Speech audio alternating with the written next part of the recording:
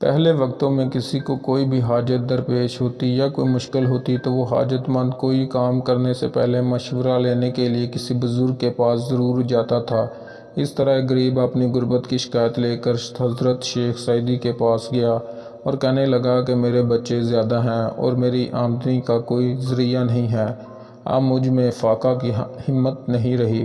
کئی مرتبہ خیال کرتا ہوں کہ یہاں سے کہیں اور چلا جاؤں، مگر یہاں سے چلا گیا تو میرے بعد یہ لوگ مجھ پر طعنہ زنی کریں گے کہ اپنی اولاد کے متعلق یہ کتنا بے مروت نکلا کہ اپنی سہولت اور آرام کے لیے اپنے بیوی بچوں کو تنگ دستی میں چھوڑ کر چلا گیا۔ آپ ہی کوئی مشورہ دیں، آپ تو علم حساب کے ماہر ہیں، مجھے کسی بادشاہ کی نوکری میں دے دیں، آپ کا احسان ہوگا۔ حضرت شیخ سعدی نے اس سے کہا کہ بادشاہ کی نوکری کے دو رخ ہوتے ہیں، اول رزق کی امید اور دوسرا جان کا خطرہ۔ عقل مندوں کی رائے کے مطابق رزق کی امید پر جان کو خطرے میں نہ ڈالو۔ اس شخص نے کہا، اے شیخ، یہ میرا سوال کا جواب نہیں، آپ کو میرے دکھوں کا اندازہ نہیں ہے۔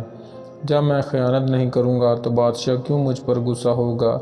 تو حضرت شیخ سعدی نے اسے ایک لومڑی کا قصہ بیان کیا کہ ایک لومڑی کو بھاگتے دیکھ کر لوگوں نے پوچھا کہ تجھے کیا مصیبت آن پڑی کہ تو اتنا دوڑ رہی ہے؟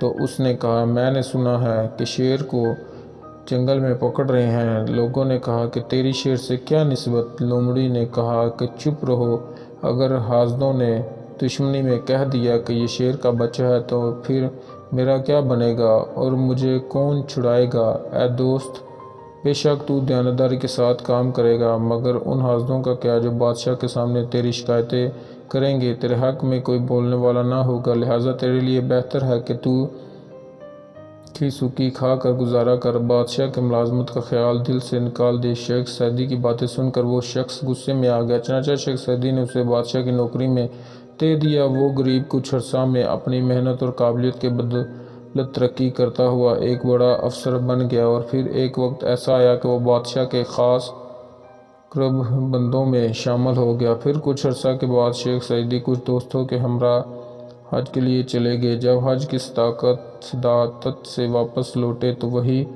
شخص پھر پھٹے پرانے کپڑوں میں تھا۔ اس کی یہ حالت دیکھی تو شیخ نے حیرت کا اظہار کیا اور پوچھا کہ تیرے ساتھ یہ کیا ہوا؟ تو اس نے کہا کہ آپ کا کہا سچ ثابت ہوا، میرے دوستوں نے مجھ پر خیانت کا الزام لگایا اور بادشاہ نے صحیح معنوں میں تفتیش نہیں کروائی۔ میرے تمام رفقا اور دینداروں ساتھ سب شیخ بولنے سے ڈرتے تھے، لہٰذا خاموشی رہے، تمام پرانے تعلقات کو نظر انداز کر دیا۔ لوگ برے آدمی کی تعریف کرنے کے لیے سینے پر ہاتھ باندھتے ہیں، اگر زمانہ اس بڑے آدمی کو گرا دے تو یہی لوگ اسے پاؤں تلے روند ڈالتے ہیں۔